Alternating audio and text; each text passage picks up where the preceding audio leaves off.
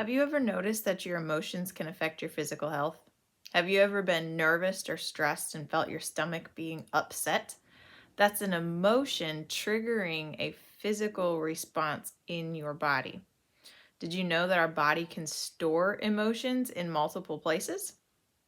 Let's look at how to keep our emotions and subsequently our bodies healthy. Smells and emotion. Did you know the two are connected?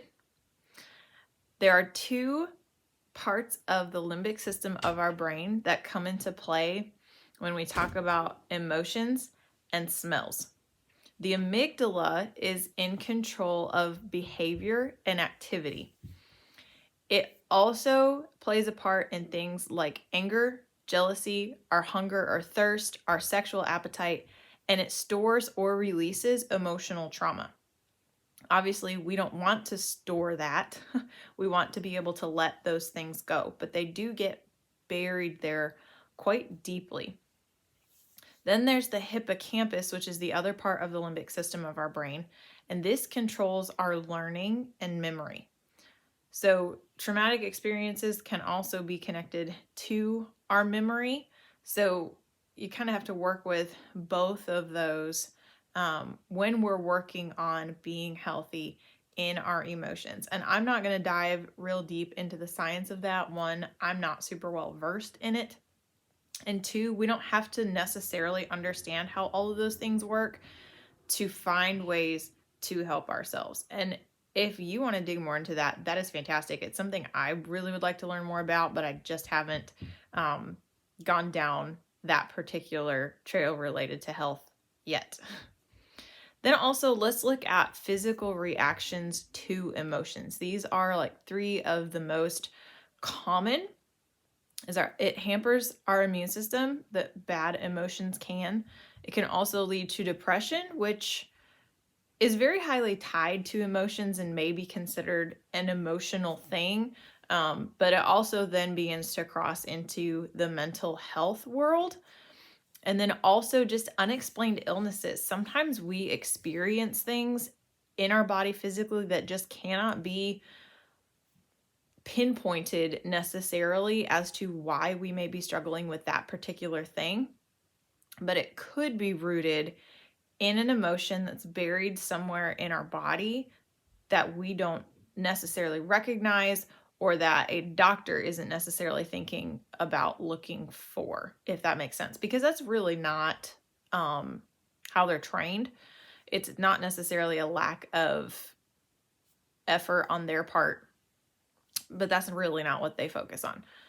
So I just completely lost my train of thought.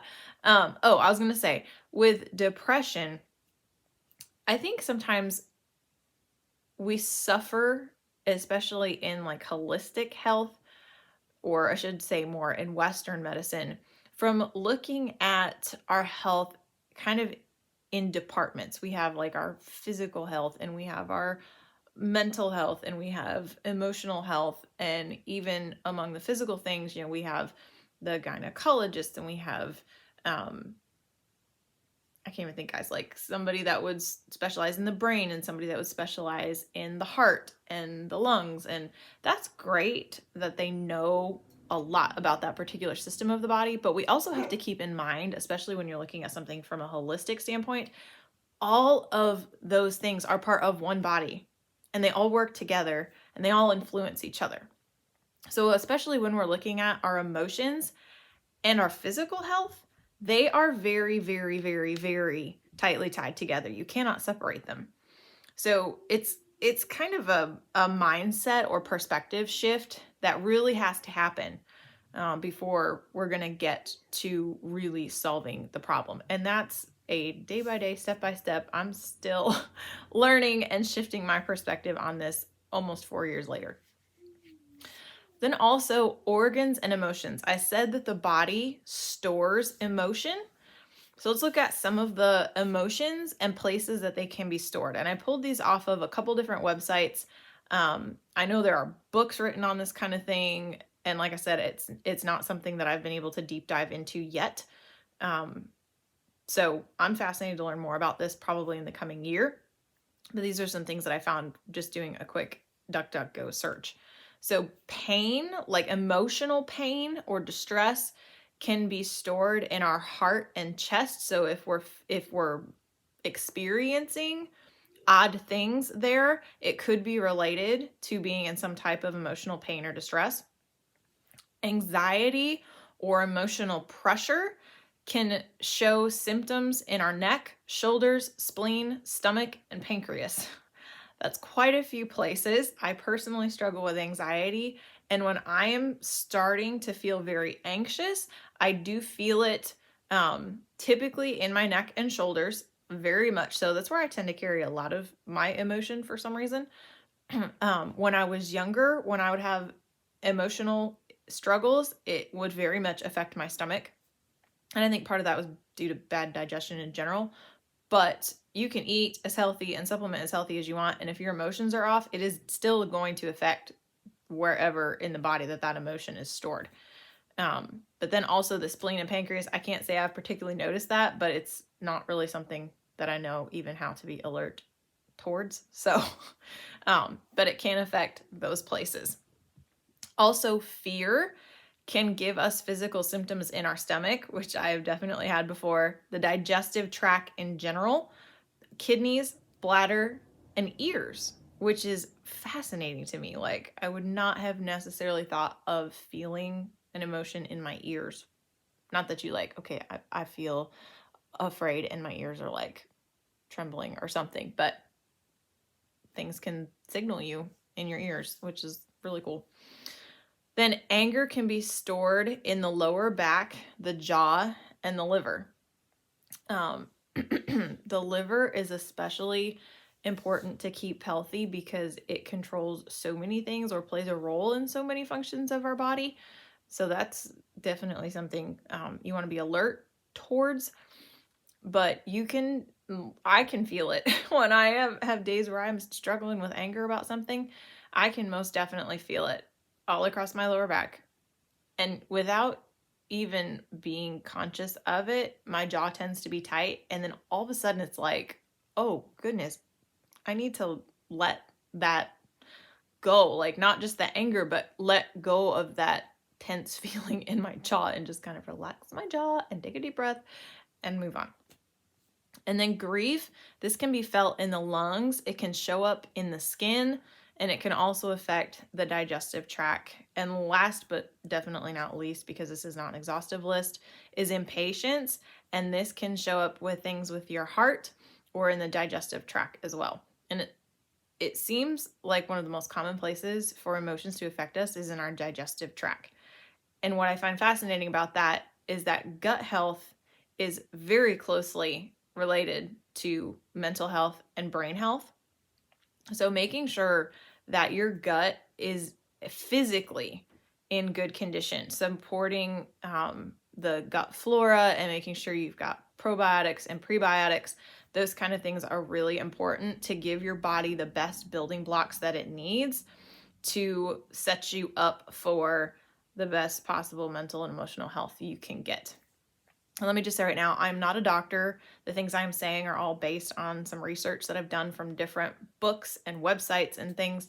I'm not trying to diagnose, prescribe, treat, cure, or otherwise anything. I'm just trying to give you some tips and facts that I've learned so that you can take this and empower yourself to make the decisions you need to make for your own health. And a lot of times, it can be very much trial and error. Like, I'm going to try taking a probiotic for 90 days and see if that helps. I'm going to try anything. I may try therapy. I may try, reading a book, whatever. Whatever your avenue is of trying to help yourself with your emotions.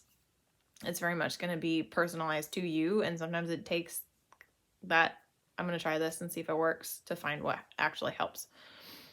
So I want to move on to essential oils and emotions because we talked about how smell is connected to our emotions. And I'm realizing now that I'm looking at my notes again that I forgot to mention that the olfactory nerve is located less than an inch away from the limbic system of our brain, so the hippocampus and the amygdala. which I find fascinating because that's where some of these smells from the essential oils can tie in. Have you ever noticed that like a certain smell will bring up a certain memory almost instantly? For me, one smell that kind of brings up a bad memory. My grandmother loved Bath and Body Bath and Body Works scent Vanilla Bean Noel at Christmas. And there, when I first started getting migraines as a kid, she had that in the house. We won't even get into the chemical side of that, but she had that in the house, and I remember that being a prominent smell while I was experiencing one of my first migraines.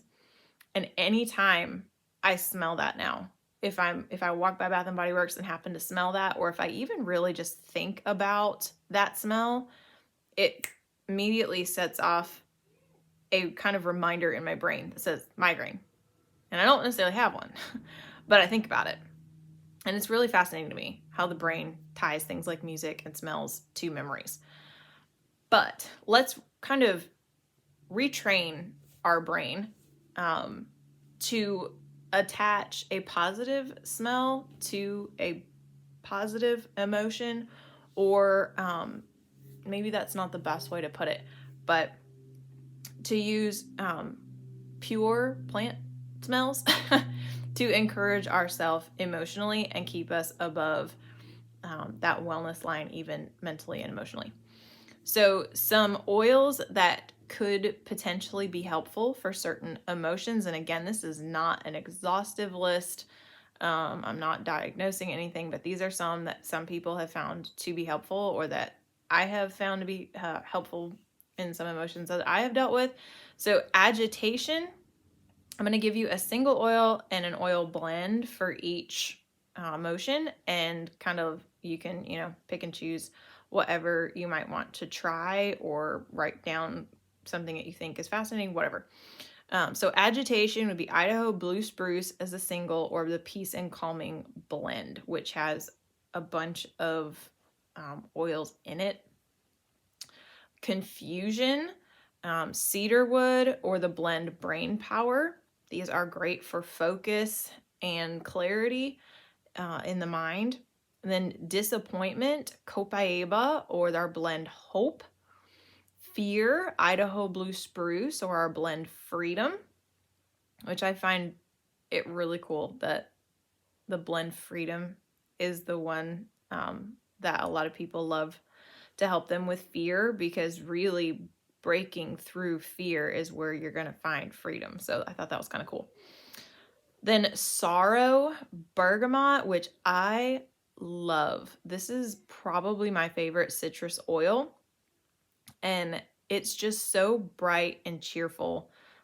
So I can totally see why that would be one that people would want or be drawn to when they're dealing with something sorrowful. Then Valor is the blend. Valor is my number one favorite oil. If I could only keep one, that is the one I would keep. So I find it fascinating that both those are there. I don't really feel like I'm a super sorrowful person, but those are both two that I'm perpetually drawn to. So think of me what you will. Then irritability, Idaho Blue Spruce or Valor. Restlessness, Jasmine or Forgiveness. Stress, Idaho Blue Spruce or Stress Away. So if you deal with anything emotional, Idaho Blue Spruce might be a good place to start, because that comes up in multiple ones, and I did not list even like the half of the different emotions that you could experience, or that Idaho Blue Spruce may be helpful for. So there's lots of options, but that would be a great one to start with. And then also I wanted to talk about our feelings kit. This is my favorite emotional tool from Young Living. It's a set of 6 different oil blends. So it includes Valor, my very, very favorite. It also has Forgiveness, which was mentioned for the restlessness. Forgiveness. It's kind of bright, maybe a little flowery, but it's really helpful to put your emotions in a more generous, is that the word I want to use? generous, empathetic type place to help you be in a forgiving state of mind, whether towards yourself or other people. Release, this is probably my second favorite emotional oil. The smell is amazing. But this is one that you can rub over your liver to help you let go of things like anger and any kind of emotion that you may have pent up in your body. But this is great to either apply topically, maybe to some of the energy points on the body, like your third eye or the solar plexus, some of those places. Or you can just diffuse it at night. I have a friend who diffused it no, she didn't diffuse it. She applied it. She applied it at night for like a month or something. And she said that she had not really had dreams for a long time. And after applying release consistently, she started to have positive dreams again, which I thought was really, really cool. I had no idea that it could do that. Then inner child, this helps connect you with who you really are on the inside. Like when we're kids, we're really connected to like who we were because we hadn't, I guess, grown to the point of being like super self-conscious or feeling like we had to fit in such a box as we grew up. Pardon me, all I need a drink. So inner child really helps you connect with who you are on the inside. Harmony, like the name says it all for you. And then present time, which really just kind of helps you bring your mind to a place where you can be present in the moment that you're experiencing, whether it's a negative thing and you need to work through it, or a positive situation and you just want to be there to enjoy it. So those are some of the oils that could be helpful for certain things. If you have a specific emotion maybe that you're working through and it wasn't listed, shoot me a message. I'd be more than happy to talk with you and give you some ideas, look at some things that could help you. There is for the feelings kit, there is like a 30-day protocol that you can do with that I can show you if you choose to get the feelings kit. But every week I give you guys the way to grab some of these resources. So I have a feelings bundle already put together for you, so you can pick and choose what you want. I'm going to try to include all of the oils that we talked about on the last slide and the feelings kit as well. So you could choose to just get the feelings kit, or you could pick some of the oils that you might want to try for your emotions. And then, so you can go to that link and choose those there, and it's kind of already put together for you. Or you can scan, excuse me guys, you can scan the QR code and you can go search those oils on Young Living's website and just add whatever you want. Make sure you put it on subscription to unlock that 24% off. And these are the details to the subscription and then the loyalty program that stacks on top of it so that you guys can start getting the best deal and getting your points back and that sort of thing, because that is the best way to order these. And I would never want to not tell someone about ways that they could save some money or earn some rewards to then cash in on free product, because that just, friends don't skip telling friends about how to get the best deal. So that's all I have for you guys this week. I hope that this was fascinating and maybe challenging and also beneficial for you. And I'm looking forward to talking to you next Tuesday about healthy rest and what we can do to help ourselves rest better and what rest can actually do for us. So we will talk next week.